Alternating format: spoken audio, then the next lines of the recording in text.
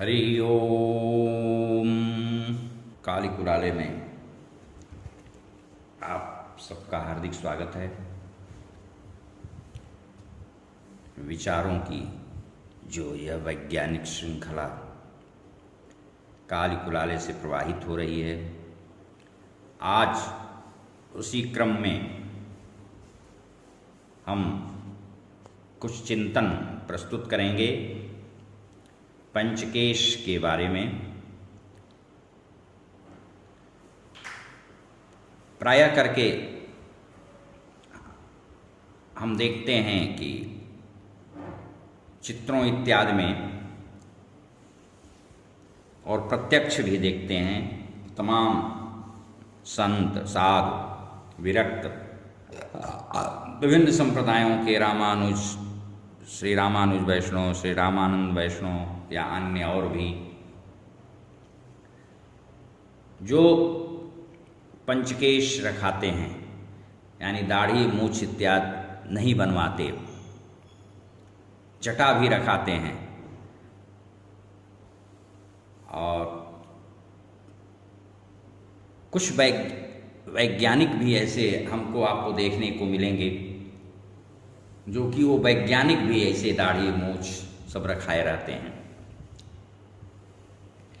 हमारे यहाँ अनादिकाल से ऋषि परंपरा, मुनि परंपरा रही है और इस परंपरा में पहले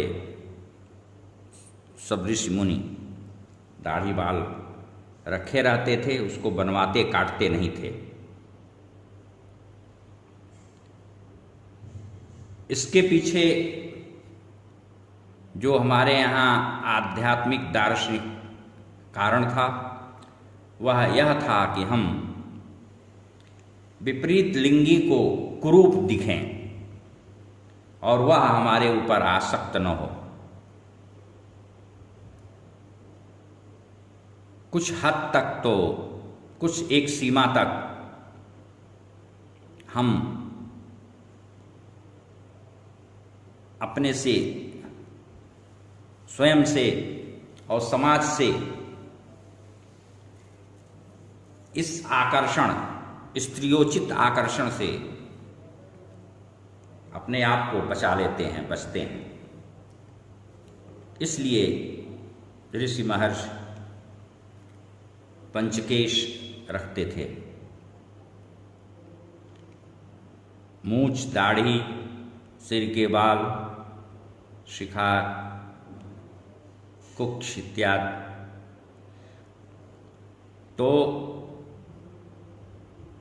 उसके पीछे कुछ कतिपय वैज्ञानिक कारण भी थे, वैज्ञानिक हेतु भी थे। ऐसा करने से, दाढ़ी मूछें रखने से फेफड़े और श्वास के रोगों का दुष्प्रभाव, असर कम पड़ता है। जैसे हम बालों को सिर में रखते हैं तो उससे सिर की रक्षा होती है, वैसे ही शिखा रखते हैं सिर के मध्य में तो वहाँ स्थित नाड़ी की रक्षा होती है, वैसे ही इनसे चेहरे की रक्षा होती है। यह प्राकृतिक श्वास शोधक यंत्र है। नाक में बाल होता है, लोग उसको उखाड़ते रहते हैं, उससे नेत्र की ज्योत कम होती है, सिर दर्द होने लगता है। कुछ दिन तक ऐसे हमेशा करते रहने से वे बाल इसलिए होते हैं कि बाहर के जो रजकण हैं, धूल, उनको अवरोधित करते हैं अंदर, हमारे नाक के द्वारा अंदर जाने से। यदि आदमी खांसी, जुकाम, सूजन, श्वास आदि रोगों से मुक्त रहना चाहें तो उन्हें दाढ़ी मूछ अवश्य रखनी चाहिए। जहाँ की जलवायु जल्दी जल्दी बदलती हो, वहाँ के लोगों के लिए इनका रखना विशेष रूप से लाभप्रद होता है। इसलिए हमारे महात्मा ऋषिगण दाढ़ी मूछ पंचकेश रखते थे।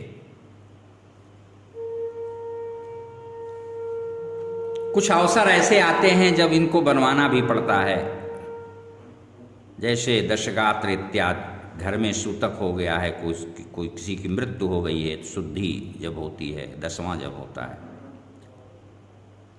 तो क्षौर कराया जाता है। किसी अनुष्ठान के पहले भी क्षौर कराने का शास्त्र सम्मत नियम है, क्योंकि केशाग्रे वसति पापानि, उस समय क्षौर्य कराना बहुत ही आवश्यक होता है। महात्मा लोग या साधक लोग अनुष्ठान के क्रम में न तो क्षौर कराते हैं और न नाखून इत्यादि काटते हैं। यह शास्त्रीय निषेध है। महात्मा लोग कमर में मूंज का एक मोटा रस्सा भी बांधते हैं। इसमें भी वैज्ञानिक रहस्य है, और वह यह है कि इसके हमेशा कमर में बांधे रहने से अकस्मात वीर्यपात, स्वप्न दोष इत्यादि नहीं होता। वे वीर्यस्खलन से बच जाते हैं। अंगुल मात्र मोटी मुंज मेखला अवश्य धारण करनी चाहिए, जो साधना के क्षेत्र में है। इसी तरह से खड़ाऊ का पहनना भी लाभदायक है।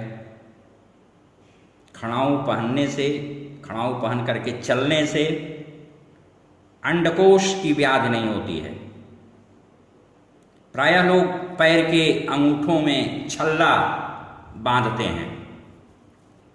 यदि हम पहले से सावधानी पूर्वक खड़ाऊ का अभ्यास रखें तो तमाम अंडकोश की बीमारियों की संभावना दूर दूर तक नहीं रहती। खड़ाऊ पहनकर मील 2 मील यदि चला जाए तो वह और अधिक हितकर होता है।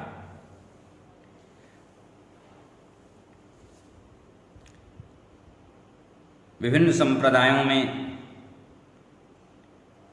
वैष्णव संत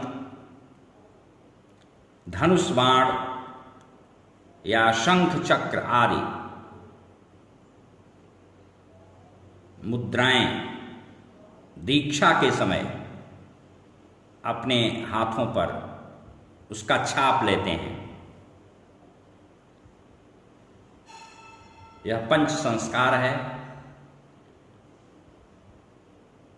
दीक्षा के क्रम में ये पंच संस्कार बाह्य हैं। सांसारिक विषयों से उपरत यानी वैराग्य तथा उपास्य के श्री चरणों में दृढ़ अनुराग आदि का अभ्युदय, यह आभ्यंतर संस्कार है। इन दोनों में से किसी के अभाव में भी आराध्य की आराधना योग्यता साधक में नहीं आ सकती है। उपास्य के भेद से भक्त परंपरा में संस्कारों की विभिन्नता भी पाई जाती है और इसकी आध्यात्मिक पृष्ठभूमि है। एतत् विषयक तथ्यकथ्य बहुत ही गूढ़ है। बाहुमूलों में जिस जगह हम तप्त मुद्रा की छाप देते हैं या लेते हैं, उस जगह एक ऐसी नस है जिसका हृदय से बहुत ही घनिष्ठ संबंध है। वह नाड़ी अंगूठे के मूल भाग तक आई हुई है और उस नाड़ी पर तप्त मुद्रा की छाप देने से उसमें एक विलक्षण गति पैदा होती है